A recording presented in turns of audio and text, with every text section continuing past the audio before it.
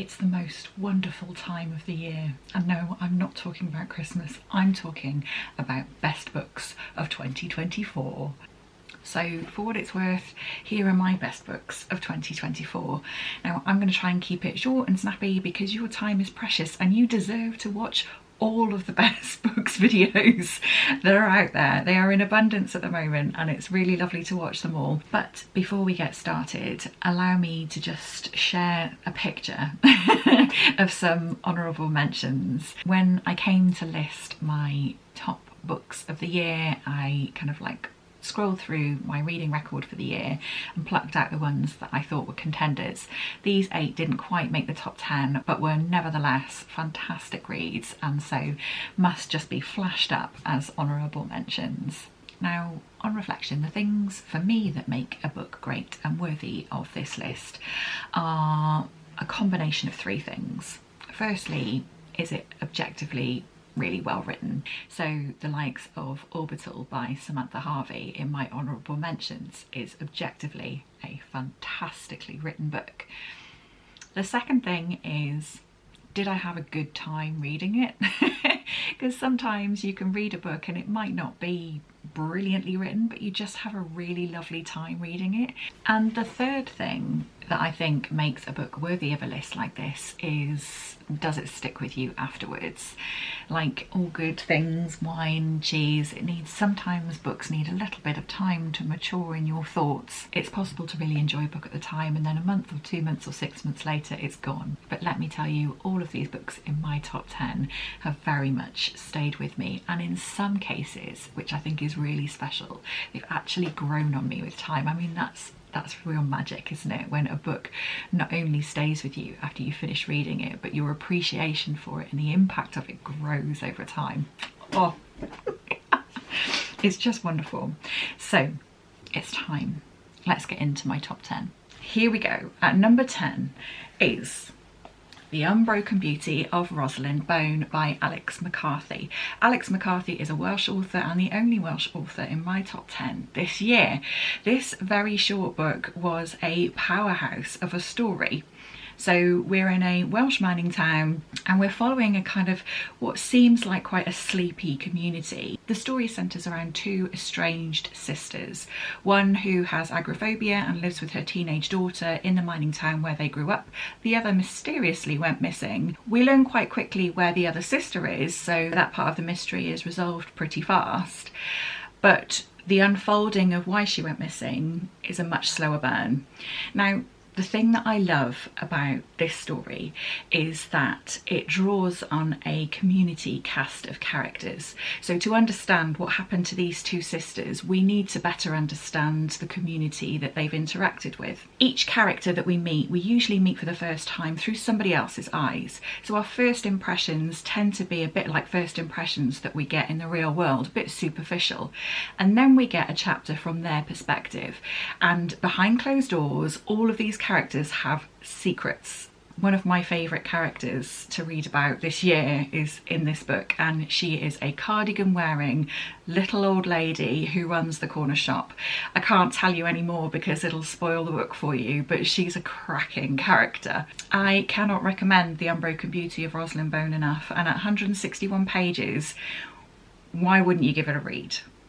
Okay, at number 9 we have All Yours by Claudia Piniero. This is translated by Schwartz. This was an unexpected joy. So I read Eleanor Knows, which is a beloved booktuber favourite. Didn't actually get on with it as much as everybody else does. So I was a bit anxious going into this, but this is a very, very different story from Claudia Piniero and much more in her wheelhouse. She's traditionally known as a kind of crime writer, but this isn't your average crime either. So our main character, Ines, follows her husband one night as he says he's going off to work and watches as he kills a woman who she presumes to be his mistress. Her reaction is that she must be a good wife and clean up after him and make sure that he's not arrested for this murder. And so the story unfolds. It was a wild time, and Ines's train of thought and actions and choices just got more and more ridiculous in the most delicious way. She was such a fun character to read about. There is a second book to this called Time of the Flies, which has only recently come out, and I haven't read that yet, but this isn't a series as such, and you can definitely enjoy this as a standalone. I really did. In at number 8 we have Hard by a Great Forest by Leo Vardiashvili. This was another unexpected joy. So our main character lives in the UK with his father and brother. He and his brother escaped Georgia with their father as refugees when they were children. Years later, as an adult, our main character's father goes back to Georgia and subsequently goes missing, sending some mysterious emails before he goes. Then his brother follows suit to go and look for his father and also goes missing. So the main character we start off with is on the plane flying back to Georgia to try and figure out what the hell is going on. There follows an adventure story. Basically, he is picked up at the airport by the most charismatic and enigmatic taxi driver character who takes him home with him and kind of adopts him for the duration of the novel and helps him in his quest to look for his missing brother and father. Now, the circumstances under which they have gone missing are very mysterious, and there's an issue with the police also chasing them. He's not really sure why, and so he's following clues that his brother has left. These clues create a really whimsical kind of nature to the book. It's very kind of like story and fable-like, and the other thing that achieves that is that at the same time that this is all going on in the city that he's Tbilisi, the city that he's returned to, I think it's Tbilisi, zoo animals have escaped, and so alongside the narrative of him going on these adventures to different parts of the city trying to track down the clues that his brother has left, we're having these interactions with, like, there's a group of penguins, there's a lion on the loose, there's a hippo running across the road, and it all feeds into this kind of feeling of it being a bit of a fable. There is so much heart in this book and an awful lot of humour, but also prepare yourself for some serious heartbreak. The thing that I loved about this book and what this author achieved is that he subverted my expectations. So just when I was preparing for something to be really emotional, he made it funny, and just when I was thinking that's all lovely and whimsical, he made it dark, and that made for a really exciting read.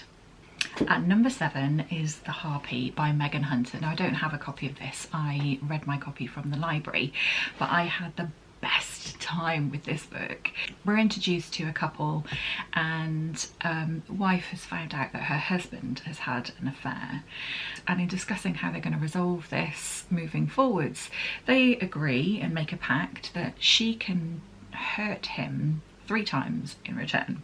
So she's not going to tell him when she's going to do that, but he has agreed to be hurt 3 times in return, which is a really interesting concept for a book.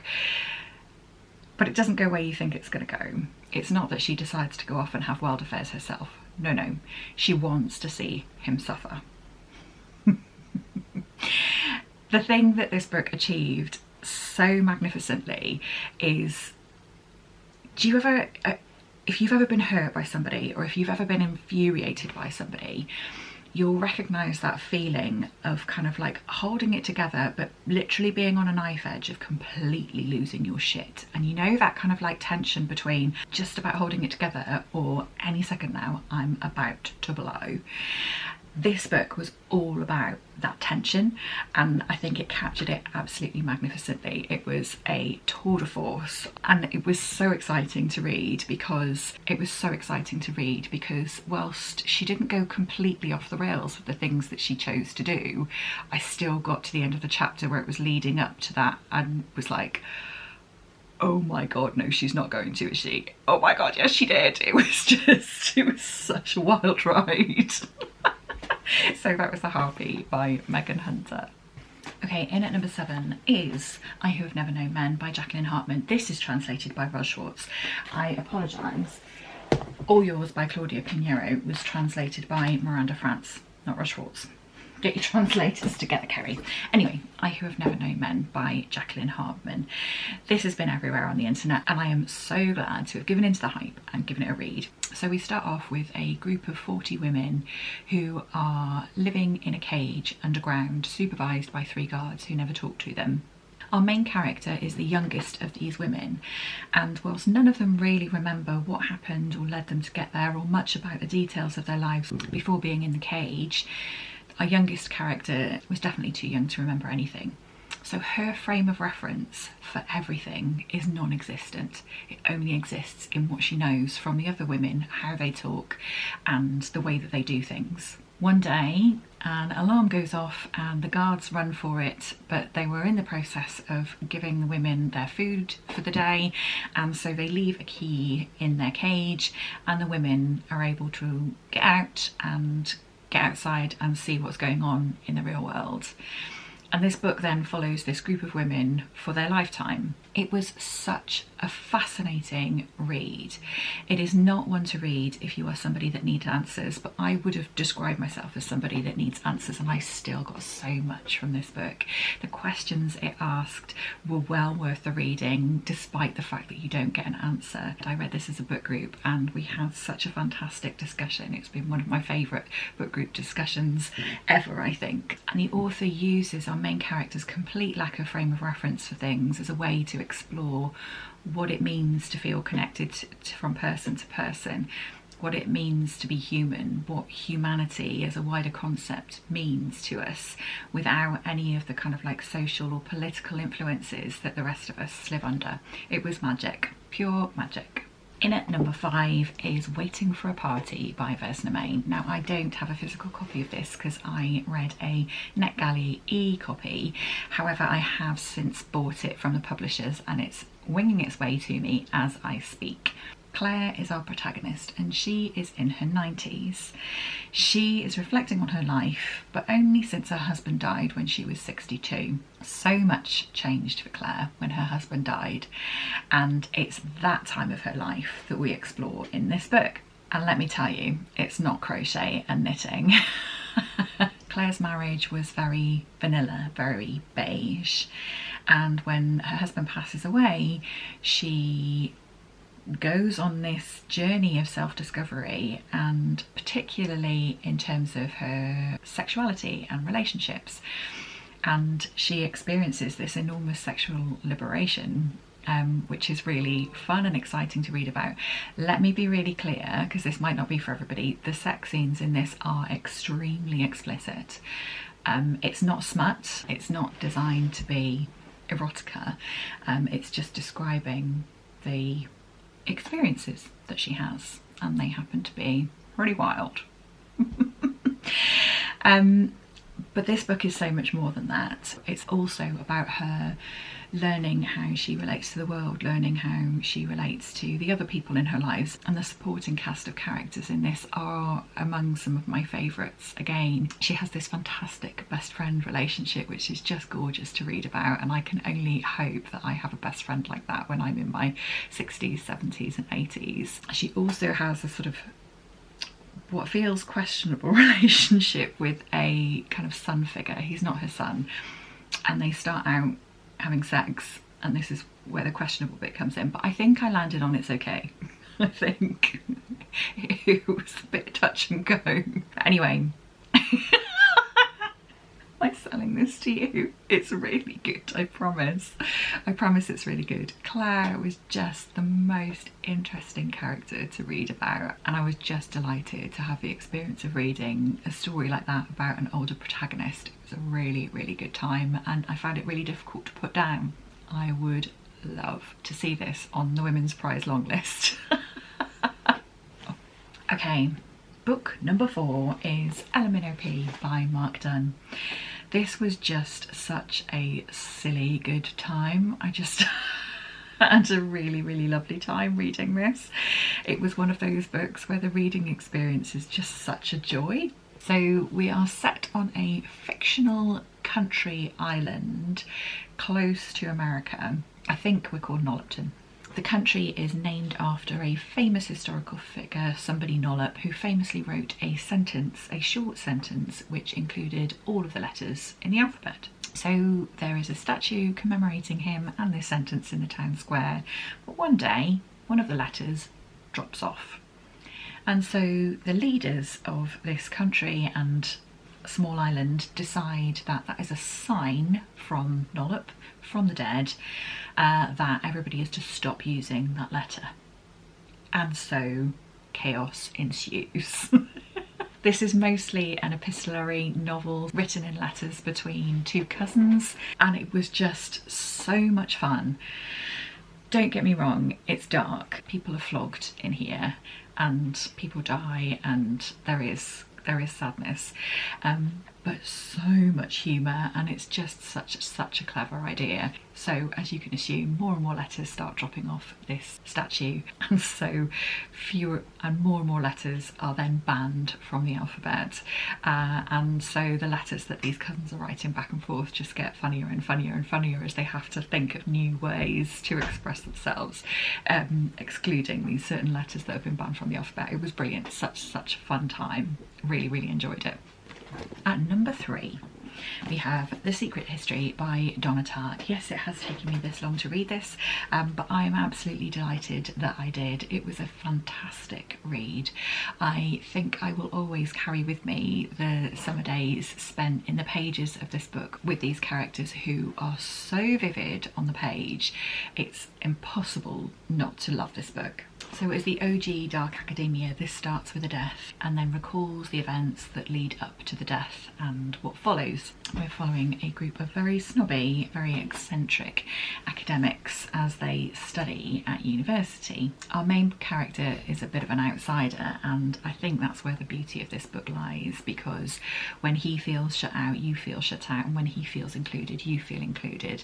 The writing of these characters and their interactions was so intimate. It made for an absolutely exquisite reading experience, and I think that's the thing that I really loved about this most. At number 2, I have my only non-fiction book on this list, and it is All the Dogs of My Life by Elizabeth von Arnim. Now, I discovered Elizabeth von Arnim towards the start of the year when I read Enchanted April by her, and I thought that was okay. But then came across the fact that she'd written this memoir based around all of the dogs that she'd ever owned in her life. I mean, what a fantastic concept. I mean, she had me at that, basically. She could have written anything in these pages and I just would have been won over by the idea itself. But fortunately, I have fallen head over heels in love with Elizabeth von Arnim through the medium of this book. As I was reading this book, it felt like I was spending time with somebody that was becoming a friend through time and space in some magical way. It was just extraordinary. She's just such a wit. Her social observations are on the nose, and she is very much a woman after my own heart, preferring dogs to people. But when socialising is thrust upon her, which it is often, she is a bit of a socialite in many ways. Her commentary on those interactions is just hilarious. I just adored my time with this book, and I will read everything that Elizabeth von Arnim has ever written. And my number 1 book of 2024 is Moon Tiger by Penelope Lively. Now, Penguin have just released a new edition of this, and it has a really beautiful cover, and I'd be really tempted to pick it up. Don't judge me. The main reason I'm really tempted to pick it up is because this is an unusual size and it doesn't look right on my shelf. So this is a standard paperback size, and this is the this is the Moon Tiger. Is that wrong? Is it wrong that I want a standard size book? Anyway, what's the book about? I really think that this book has something for everyone. At the time when I finished it, I remember describing it as a cross between The English Patient and The Importance of Being Earnest. So our main character, Claudia, is on her deathbed and she's reflecting back over her very interesting life. She is an academic and a historian, and most of her life spans between the 2 world wars. So a really interesting time in history, and a really interesting time to be a woman, a really interesting time to be a female academic, and on it goes.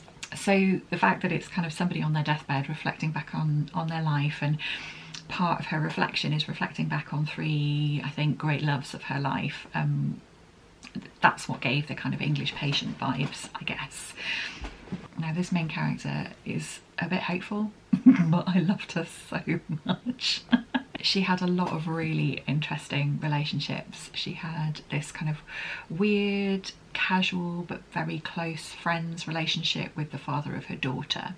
She had this great love that took place during the war, which was a really romantic story, and I'm not somebody who likes romance, but it was beautiful. She has this really tense relationship with her daughter who she doesn't like very much.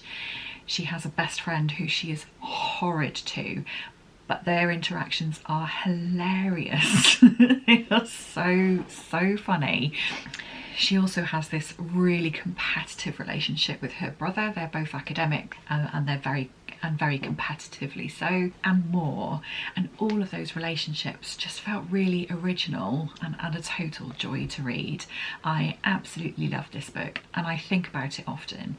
And Penelope Lively is another author that I intend to read much more from. As an aside, this actually won the Booker Prize in the 80s. So if my recommendation doesn't do it for you, then let that little fact push you over the edge to pick up this book. So that's it, my top 10 of the year. I have spent a little bit of time reflecting on what these books have in common. I read, or try to read, quite diversely, and so it can be hard to kind of like pick up on themes, but I have tried to identify one or two. The first is social commentary delivered with humour. So these books, for example, particularly Ella Minnow P, achieve that whimsical, humorous, satirical look at society and how we behave together and kind of take the piss out of it, which I think these books do really well. The next theme I've picked up on is that a lot of these books have a heady combination of misery and joy. So Hard by a Great Forest achieves this really brilliantly, but lots of the others too. They have that sense of humour, they have that warmth, but they do also lean into being quite emotionally demanding, and that combination seems to have really won me over this year. The next thing that I noticed that these books have in common are strong side characters, and I've just loved getting to know some of these characters. And the last thing that I think that these books have in common is a theme of women from unconventional perspectives. So Ines from All Yours is unconventional in that she's not really a criminal, but kind of is. She's not your typical unhinged woman. Our main character, who's unnamed and I Who Have Never Known Man, is just an extraordinary perspective, one that I've never read anything like before. And definitely Claire from Waiting for a Party, this older protagonist who is discovering this real appetite for life, was just such a joy to read. So if you have any recommendations for me based on those kind of key themes, or if you think that there's other things that these books have in common that I haven't noticed, please let me know in the comments. I just want to finish by saying an enormous thank you to you for being here. Lots of you are new here because the lovely Sarah at Your True Shelf has done a video recommending booktubers that she's discovered this year, which I featured on. So if you're new and this is the first video you're watching since subscribing to me, I hope it was okay. Please stick around, but it's really lovely to have you. So that's it. That's my best books of 2024. I wish you a very gentle start to the year. I think we all deserve that after 2024, and I really hope that you have the best reading year yet. See you again in the next video.